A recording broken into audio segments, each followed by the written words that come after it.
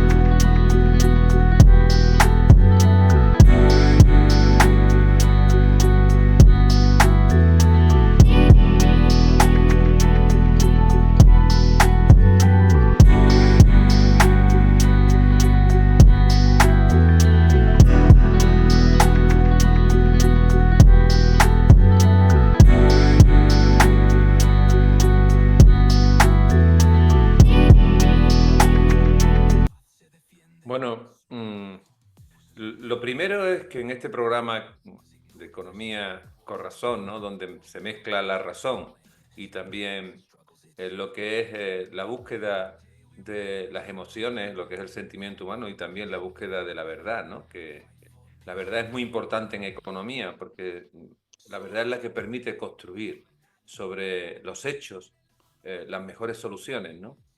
Europa fuerte, Europa unida, paz que se pierde, guerra escondida, economía sangra por tanto cañón, nunca aprendemos la dura lección. Grito no a la guerra, pero hay verdad, España combate su propia realidad, cada día un frente que alzamos al fin, luchamos la paz con un fuego sin fin. Sí, en un mundo ideal, pues realmente lo que quisiéramos todos es la paz, y buscamos la paz. En estos últimos 30 años, 40 años, desde la entrada de España en la OTAN, pues creíamos que habíamos conseguido pues estar seguros, porque la OTAN precisamente consiste en la mutualización de la defensa y por tanto en que todos los países pues nos protegemos entre todos de un posible ataque, ¿no? Y esto ha permitido pues que progresivamente el gasto militar de muchos de nuestros países pues, pudiera descender. E incluso fue una de las claves por la cual en España, pues en el año 2001 pudimos prescindir del servicio militar obligatorio. Desde entonces el gasto militar en España pues, ha sido bajo, ha sido inferior al 1,5%, actualmente está en el 1,5% y es la cifra más alta. La menor ha estado en el 1,1% en el año 2016 y bueno, y realmente bueno, pues hemos tenido esa posibilidad, ese dividendo de la paz que fue posible también porque la amenaza de la Guerra Fría pues se acabó cuando el muro de Berlín se vino abajo y por tanto pues realmente las amenazas que entonces existían pues habían desaparecido, ¿no? Creíamos por tanto que vivíamos en un mundo feliz, en un mundo donde estábamos protegidos y que realmente no iba a ser muy necesario pues dedicar muchos recursos a la defensa, ¿no? Sin embargo, esto realmente era un velo, porque el mundo siempre ha tenido conflictos. Ahí está el informe CIPRI, perdón, que revela pues, los conflictos que hay en el mundo, podemos hacer un seguimiento a los mismos y ver también cómo realmente pues, la defensa sigue siendo necesaria en todos los países del mundo. Actualmente tenemos unas claves diferentes y es que por primera vez vemos que hay una amenaza sobre Europa directa, que es el conflicto ruso-ucraniano, y por otra parte, pues la llegada de Donald Trump, pues ha alterado un poco el panorama mundial, y nos sentimos más inseguros. Y creo que sobre este tema es lo que vamos a hablar hoy. Tenemos a Manolo Sanchis, que es un extraordinario economista y además es filósofo, y yo creo que a esto hay que meterle mucha filosofía, porque realmente la economía no lo es todo y en estas cuestiones también hay que hacerse o responder algunas preguntas que muchas veces no nos damos cuenta de que lo realmente importante en la vida es saber responder a esas preguntas que muchas veces no encontramos las respuestas más adecuadas, ¿no?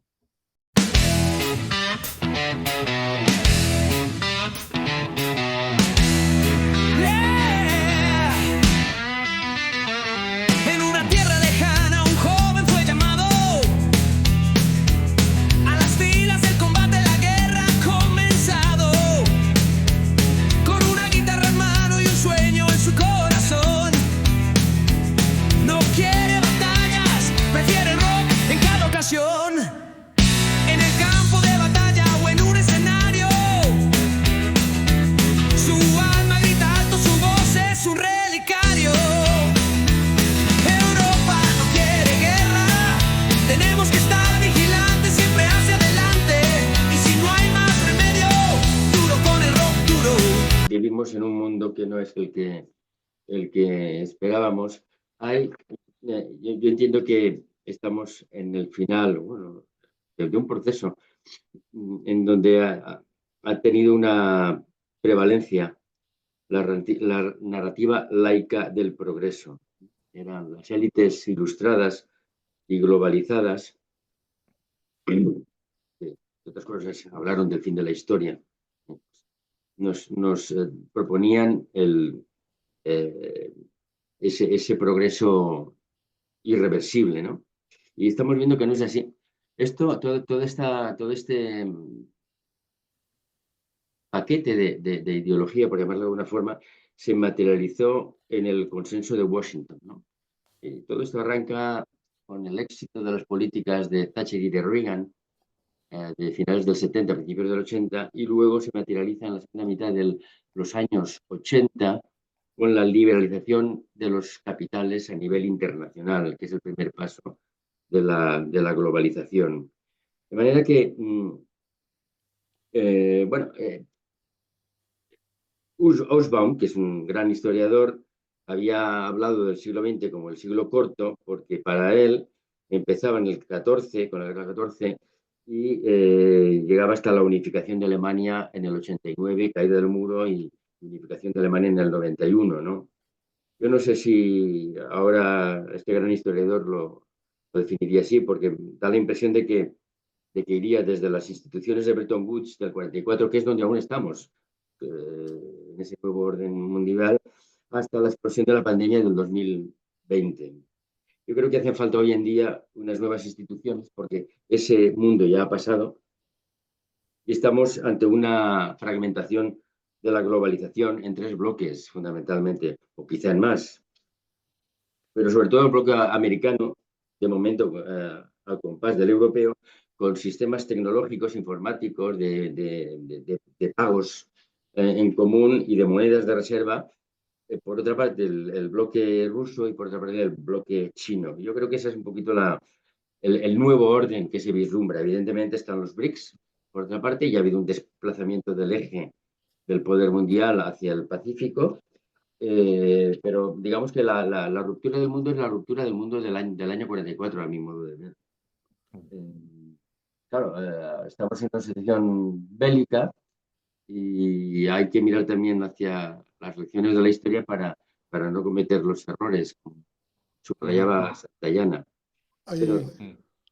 Y con independencia de esto, el trasfondo de toda la situación actual, como señalabais al principio, es la cuestión económica, ¿no? O la cuestión de la hegemonía. En mi opinión, es siempre la disputa de la hegemonía tecnológica, que es la que da pie a un poderío y a una hegemonía económica entre China y Estados Unidos. Y es una visión muy personal, pero yo creo que el papel que está jugando ahora mismo Washington es el de arrancar a Rusia de los brazos de China, porque para ellos es capital el control de las tierras raras que contiene Ucrania, que están en disputa ahora en la guerra con Rusia. ¿Por qué? Porque para las tecnologías del futuro son fundamentales. Y China monopoliza aproximadamente el 90% de tierras raras del planeta. Por lo tanto, Washington no quiere perder el acceso a estas tierras raras en Ucrania porque le daría el monopolio casi completo de la tecnología del futuro a China. Y aquí, si queréis, me paro un poco y Sí. seguimos hablando. Sí, bueno, Entramos en el fondo del asunto, Gaspar. sí, sí, bueno, Pero en definitiva, el escenario que nos eso está es. marcando Manolo es que detrás de lo que está ocurriendo, del conflicto ruso-ucraniano y actualmente del papel que está jugando Estados Unidos, un papel que no era esperable y que rompe las reglas que hasta ahora teníamos en el mundo, tanto en lo político como en lo económico, pues puede vislumbrar lo que es el escenario de un nuevo orden económico mundial. Pero eso es así. Y yo creo que de este tema hablaremos en el programa de hoy detenidamente. Mm, Pero actualmente lo que más preocupa a la población, o lo que tú has planteado en este podcast, o que hemos planteado en este podcast, es sobre el tema de la defensa y de la seguridad. Y yo creo que es relevante poder ofrecer a la audiencia, pues realmente de qué estamos hablando, ¿no? O sea, darle una información sobre de qué estamos hablando. Y yo creo que ahí hay unos datos que son interesantes conocer, ¿no? Cuando tú has planteado lo de los 800.000 millones y tal, esto, bueno, esto es la respuesta europea a una problemática que, que actualmente tenemos en Europa, ¿no? Y es que Europa pertenece a la OTAN, que es una organización creada en 1949 para la defensa conjunta promovida por Estados Unidos. Y casi Y, financiada. y el 70% de los recursos de la OTAN son de Estados Unidos. Hay que diferenciar entre el presupuesto de la OTAN y lo que es el gasto militar de la OTAN. Son dos cosas diferentes. El presupuesto de la OTAN, que son unos 4.800 millones de euros, se financia en función del peso económico de cada país. Pero lo que es el gasto militar de la defensa, digamos, comunada, ¿no?, de la OTAN, pues ese 70% es de Estados Unidos, y donde los europeos pues tenemos un peso menor. Si bien es cierto que ha aumentado de forma considerable en los últimos tiempos, sobre todo en todos esos países que están cerca de Rusia, lo que era la antigua Unión Soviética, los países bálticos, son los que han aumentado más el gasto militar en Europa y tienen mayores porcentajes, pero el resto, pues tenemos porcentajes bajos. El que más es Francia y Reino Unido, que tienen un 2,1 y 2,3% de gasto militar, que es inferior, para que nos hagamos cuenta, a la media del mundo. Fíjate, Pepe, voy a dar un dato que te va a gustar, ¿no? Estos datos que a ti te gustan. El gasto militar en el mundo es 2,4 billones de dólares. 2,4 billones de dólares. Esos son 2,3 billones de euros. 2,3 billones de euros. Estamos hablando del 2,3% del PIB mundial. Estamos hablando de que los presupuestos de los estados tienen que dedicar más del 6% de media al gasto militar. Y estamos hablando de $300 por persona. De eso estamos hablando. Lo que ocurre es que este gasto militar no está homogéneamente distribuido. El quien mayor gasto militar tiene, un 37%, y por tanto, donde recae la seguridad en el mundo, es Estados Unidos, que gasta 900.000 millones de dólares, que eso es casi el PIB de España. Bueno, más del 75% del PIB de España, ¿no? Imagínate, ¿no? Como si casi toda la economía española solamente se dedicara a eso. Ese es el gasto militar en Estados Unidos. Para que te haga una idea, es multiplicar por 3 el gasto militar chino. Y es superior a la suma de los 10 países del mundo que más gasto militar tienen, incluido China. Fíjate el volumen, ¿no? Claro, que actualmente Estados Unidos cree esta inseguridad con sus nuevos planteamientos, pues es muy problemático. Ante eso, pues realmente no estamos muy preparados en Europa. Europa tiene un gasto militar bajo y fíjate un dato, tenemos 200, creo que recordar, que tenemos en toda Europa, sobre todo en Alemania, también en Polonia, en España también tenemos 275 bases militares estadounidenses y más de 100.000 militares estadounidenses en nuestro territorio. Eso da idea de que realmente Europa ha puesto su seguridad en manos de Estados Unidos. Y ahora lo que Estados Unidos está diciendo es que se quita de en medio.